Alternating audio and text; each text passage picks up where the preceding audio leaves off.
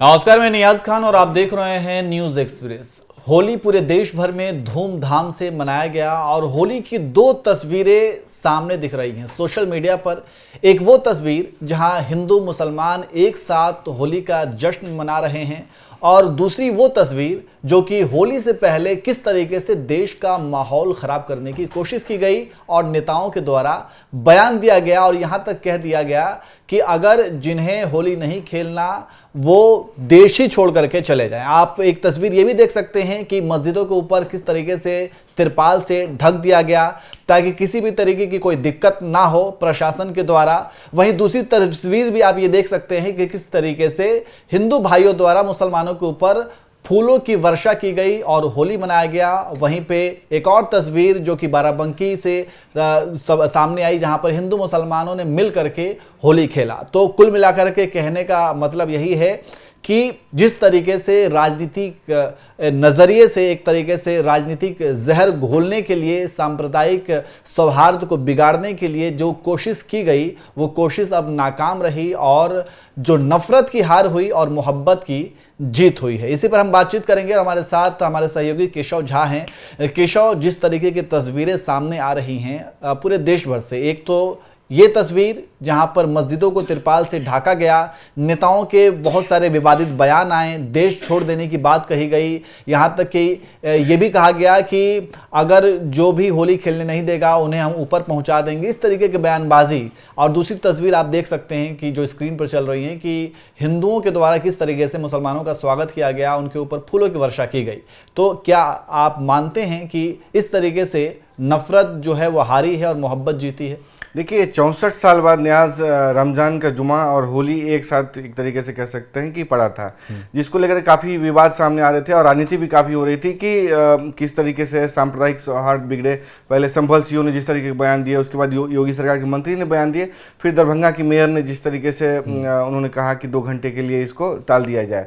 तो कहा यह जा रहा है कि जो चुनाव आते आते इस तरह के बयान दिए जाते हैं ताकि एक ध्रुवीकरण की राजनीति हो सके और सब अपनी वोट की राजनीति कह सकते वोट बैंक साध सके। लेकिन उसकी हार हो गई कल, क्योंकि जिस तरीके की तस्वीर लखनऊ से, बाराबंकी के देवा शरीफ मजार से लेकर के तमाम देश के अन्य हिस्सों से जो तस्वीरें सामने आई, उसमें ये कह सकते हैं नेताओं के मुंह पे करारा तमाचा लगा है। क्योंकि जिस तरीके से मजार को ढका गया, मस्जिदों को ढका गया, लेकिन लोगों ने आपसी सौहार्द के साथ होली मनाई।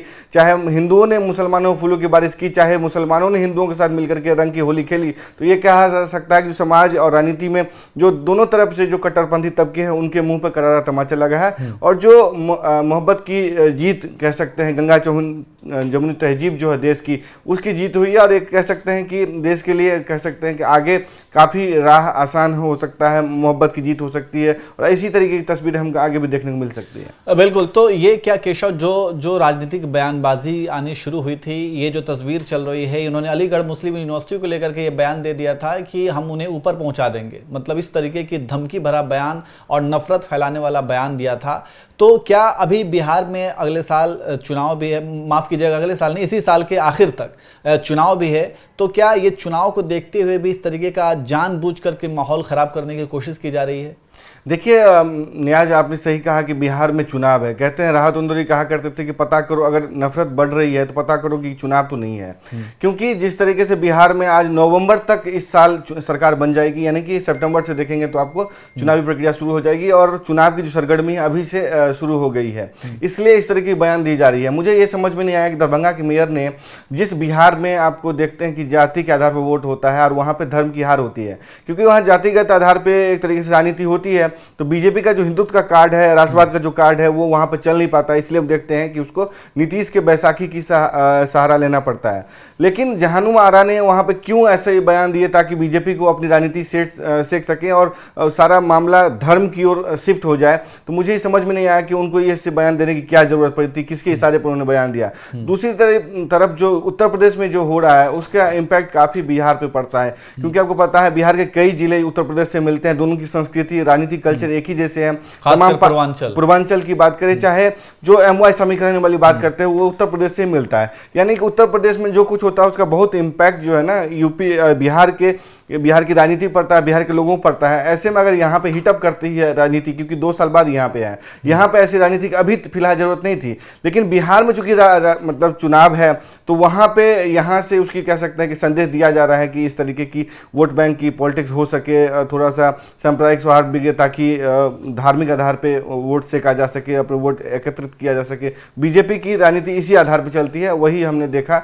इसी कारण से उसके मंत्री हों चाहे उसके समर्थित सीईओ अनुज चौधरी हों, उस तरह के बयान दे रहे हैं।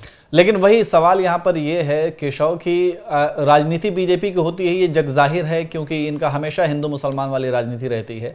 लेकिन कोई अधिकारी राजनीति के प्रभाव में आकर के इस तरीके का बयान देने लगे और ये कहने लगे कि अगर जिसको दिक्कत है या फिर जिसके धर्म भ्रष्ट होने का खतरा है तो वो अपने घर पे रहे। मतलब एक पुलिस अधिकारी, वो पुलिस अधिकारी जिसका काम ही है लोगों को सुरक्षा प्रदान करना, जनता की सेवा करना, किसी भी तरीके की दिक्कत ना हो और कानून व्यवस्था को बनाए रखना, अगर पुलिस ही कहने लगे कि अगर आप घर में रहें ताकि दंगा फसाद से बचा जा सके, या फिर तो ये पुलिस प्रशासन आखिर किस काम की, आखिर उनका जो काम है कि उनका काम तो यही है ना कि वो जनता की सुरक्षा करे। अगर कोई घर से बाहर निकल रहा है तो क्या मतलब कोई चोर मतलब किसी की चोरी के डर से या फिर किसी के मर्डर के डर से, क्योंकि ये सब कुछ भी तो होता है, तो फिर पुलिस मतलब काम ही ना करे, वो कह दे कि भैया आप लोग अपने घर में रहिए ताकि ये सब आप बाहर निकलेंगे तो ये सब खतरा होगा।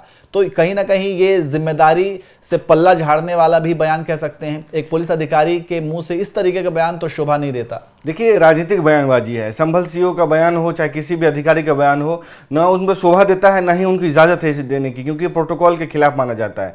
लेकिन कहते हैं कि राजनीति का भक्ति काल चल रहा है और जब मुख्यमंत्री ही उनकी तारीफ कर रहे हैं, उसका समर्थन कर रहे हैं, जिस तरीके से दिल्ली में उन्होंने कॉन्क्लेव में इस बात का समर्थन किया, उसके बाद आपको पता है कि राजनीतिक प्रेशर हो तो अधिकारी कुछ से कुछ बयान दे सकते हैं। कल जाके आप इन्हें राजनीति में एंट्री मारते हुए देख सकते हैं, क्योंकि उनकी एंट्री मतलब जो पुलिस सेवा में स्पोर्ट्स कोटा के जरिए हुई है। तो कुल मिलाकर के एक तरीके से देख सकते हैं। जो बात आप ऑफ कैमरा कह रहे थे नियाज, वो बहुत इंपॉर्टेंट है, क्योंकि संभल सीईओ ने बयान तो दे दिया, लेकिन आपने जो बात कहा है नोएडा की तस्वीरों का जिक्र करते हुए कि अगर पुलिस चाह ले तो कोई भी न मस्जिद को ढकने की जरूरत पड़ेगी, ना ही कोई एक भी गोली चले, ना एक भी पत्थर चले। यानी कि इस तरीके की जो अनासिर जो पत्थरबाजी करते हैं, जो सांप्रदायिक सौहार्द बिगाड़ते हैं, उसमें कहीं ना कहीं पुलिस की सह रहती है, राजनीतिक सह रहती है। क्योंकि जिस तरीके से कल जिस सुरक्षा व्यवस्था टाइट की गई नोएडा के इलाकों में या दूसरे के देश के अन्य इलाकों में, तो हमने देखा किस तरीके से होली शांतिपूर्ण तरीके से मनाई गई। अगर पुलिस चाह ले तो कोई भी घटना न हो, कोई भी इस तरीके की हमको तस्वीर देखने को नहीं मिलेगी। तो कुल मिलाकर ये है कि पुलिस ही नहीं चाहती कि सांप्रदायिक सौहार्द बना रहे, क्योंकि अगर वो इस तरह बिगड़ेगे नहीं तो नेता वोट कैसे सेकेंगे। तो यानी कि राजनीतिक सह के आधार पर इस तरीके के बयान दिए जाते हैं, उनको तो कार्रवाई करनी चाहिए थी। संभल सीईओ ने तो इस बयान दिया, उससे बढ़कर के उनके मंत्री ने बयान दिया कि मुसलमानों के पास 3 तरीके के विकल्प हैं, एक कि घर में रहें, दूसरा कि आप मतलब चेहरे पे पन्नी या पॉलीथीन लगा चल सकते हैं, या तो आप यमराज के पास अपना नाम लिखवा लें। तो ये तो राजनीति का भक्ति काल कह सकते हैं, नफरत काल कह सकते हैं। बिल्कुल, लेकिन ये सब कुछ वही बात मैं कह रहा हूं कि जितने भी नफरती बयान थे वो सारे नफरती बयानों और नफरती चिंटुओं के मुंह पर एक जोरदार तमाचा लगा है। ये जो तस्वीरें आप देख रहे हैं स्क्रीन पर, ये वो तस्वीरें हैं, वो असल भारत की तस्वीर है। ये गंगा जमुना की तस्वीर है जिसके बारे में कहा जाता है, और ये पूरा भारत जो है पूरी दुनिया में जिसके लिए मशहूर है, ये उसकी तस्वीर है, जहां पर हिंदू मुसलमान सब एक साथ मिल करके होली, ईद, दिवाली सब मनाते हैं। ये उसकी तस्वीर है और यहाँ पर नफरत की हार हुई है और मोहब्बत की जीत हुई है। तो आप इन तस्वीरों को देख करके क्या कहेंगे, और जिस तरीके से होली से पहले जो बयानबाजी का दौर चला था और जो नफरती बयानबाजी और विवादित बयान लोग दे रहे थे, उस पर आप क्या कहेंगे, कमेंट करके ज़रूर बताएं।